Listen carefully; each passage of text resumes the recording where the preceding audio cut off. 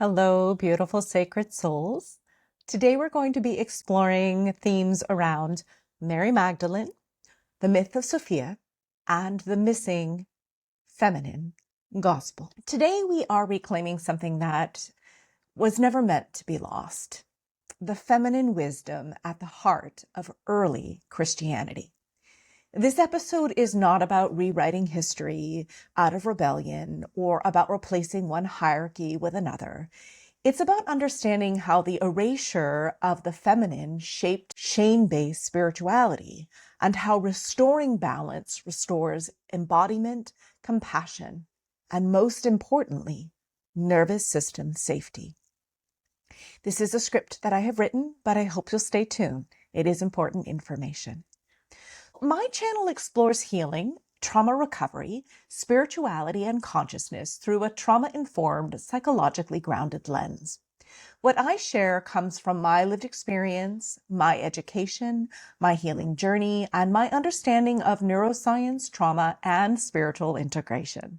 Nothing here is meant to be seen as absolute truth or dogma. It's meant to provide a perspective based on my experience and to open up a dialogue. Nothing is meant to diagnose, replace therapy, medical care, or most importantly, your own discernment. I invite you instead to take what resonates and to leave what doesn't. I believe you are always the authority of your own experience. You may hear me use spiritual language, symbolic imagery, or speak about mystical experiences. Spiritual experiences can be meaningful and real, and they must always be held with grounding, discernment, and nervous system safety. If anything you hear activates fear, urgency, grandiosity, contraction, or distress, that is a sign to pause, to ground, and to seek support, not to push through. In my experience, that is an indication that something is coming to the surface from the unconscious or the psyche to be witnessed, healed, and integrated.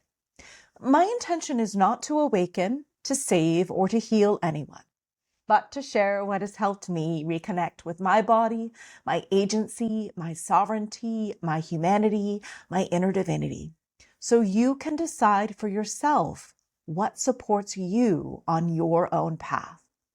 That said, something I say may support your awakening or your healing journey. Let's begin. Mary Magdalene as an equal spiritual master. For centuries, Mary Magdalene has been framed as a sinner, a prostitute, or a woman redeemed by male authority. But historically, this portrayal does not hold up. Early texts, including the Gospel of Mary, reveal something very different. Mary was a primary student of Jesus, or Yeshua, as his name is in the original Aramaic. She actually understood his teachings at a deep mystical level, and research shows that she was actually part of a female lineage of spiritual teachers. She was actually entrusted with continuing the teachings after his death. In fact, in early Christian writings, Peter and other male disciples openly challenge her authority, not because she lacks wisdom, but because she is a woman. That conflict is recorded, not hidden. There are many things that you will find in history if you do research based on scholars. I invite you to explore this on your own. From a trauma-informed lens, this matters deeply. When feminine authority is erased, intuition is dismissed, emotional intelligence is devalued, the body becomes suspect, spiritual knowing becomes externalized. Mary's teachings, if you read the Gospel of Mary, emphasize inner sovereignty. It emphasizes direct access to divine wisdom without intermediaries. This would have been very dangerous teachings to the church, which really encouraged that the church was the intermediary between God and its followers. This is also important to understand because it is profoundly regulating to the nervous system when we have inner sovereignty, when we have direct access to divine wisdom. It is also deeply threatening to hierarchical systems built on control. Silencing Mary Magdalene was not just misogyny, it was actually structural removal of embodied spirituality. And embodied is what I teach. Let's explore Sophia, divine wisdom, as feminine consciousness. Sophia, whose original name literally means wisdom, was central to early mystical Christianity and Jewish mysticism. Sophia was not seen as a lesser figure. She was understood as divine wisdom incarnate. She was understood to be the feminine expression of God, the intelligence that animates creation. Sophia represents knowing through experience, not doctrine. She represents wisdom that lives in the body, wisdom that integrates paradox, wisdom that feels. From a nervous system perspective, Sophia's energy is regulating. It values receptivity over force, relationship over domination, integration over purity. Her erasure coincided with the rise of spiritual teachings such as punitive theology, dualistic thinking, pure versus sinful, and disembodied morality. Without Sophia, spirituality became rigid, hierarchical, fear-based, severed from the body. That wasn't an accident. A wisdom tradition that honors intuition and inner authority cannot be easily controlled. What is the cost of losing the feminine gospel? When the feminine is removed from spirituality, several things happen. Spirituality becomes top-down, brain-based or mind-based rather than relational. Shame replaces curiosity, and shame disrupts nervous system regulation. Obedience replaces discernment, which means people have a hard time understanding what causes harm and what doesn't because they're believing what somebody else says is necessary for obedience. The body becomes something to transcend instead of something to inhabit, a gift that we were given that holds divine wisdom. I explore some of this wisdom in other videos. From a trauma-informed lens, this actually mirrors abusive dynamics. It teaches you not to trust yourself. It teaches you your feelings are wrong. It teaches you authority knows better than your body. This disconnects people from their intuition and from their inner wisdom, which is one of our primary survival and truth detecting systems. Reclaiming the feminine gospel doesn't mean rejecting the masculine. It means restoring balance. Masculine consciousness offers structure, clarity, direction. Feminine consciousness offers flow, attunement, embodiment. Together, they create integration. Separated, they create harm. How can you reclaim the feminine within? The return of the feminine gospel does not require institutions to change first. It actually happens inside the individual's nervous system.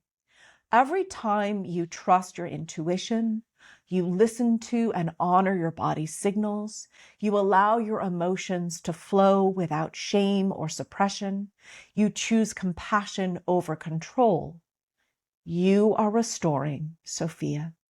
You are embodying Mary Magdalene's teachings. You are actually raising your vibration, not by bypassing pain, but by integrating truth. Would you like to meet the Sophia within you? Let's try this in practice. I invite you, if it feels safe, to gently close your eyes or find a soft place to gaze. I invite you to place a hand on your heart and/or your belly, and I invite you to inhale slowly. I invite you to imagine a warm, steady light, not above you, not outside of you, but within you, perhaps within your heart or solar plexus. This is not something you earn. It is something you remember. I invite you to silently say to yourself, wisdom lives within me. I am allowed to listen. I invite you to stay for a breath or two. Yeshua, or Jesus, his actual teaching taught that before you could understand the masculine face of God, you had to embrace the feminine face of God. That is how integration happens. First, we descend and embody the body and listen to the wisdom there. And then we understand with clarity, with structure, consciousness of the masculine. The feminine gospel was never destroyed. It was carried quietly in our bodies, in our intuition, and in those who refuse to forget their inner knowing. Mystical experiences, symbolic dreams, and spiritual insights and healing are deeply personal. They are best understood slowly, with grounding, and often with trauma-informed professional or community support. True spiritual growth and healing does not disconnect you from reality or your body. It actually helps you inhabit it more fully. I do not offer private spiritual guidance, diagnoses, or personal interpretations through comments or messages, nor do I engage in personal relationships on social media or through email. I invite conversation, but not from shame or criticism, but from open curiosity. And if you are navigating intense emotional or psychological experiences, I invite you to seek trauma-informed professional care or trusted support. That said, I do offer mentorship through blossomingheartwellness.com, where I have an online course, and I have a book, The Divine Within, Healing Ourselves to Heal the World, which bridges spirituality, psychology, and neuroscience, and teaches you how to embody and remember the divine feminine within you. It may be a resource to support your healing journey.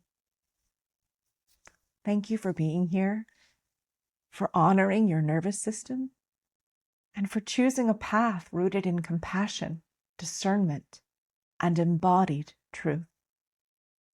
I invite you to take gentle care of yourself.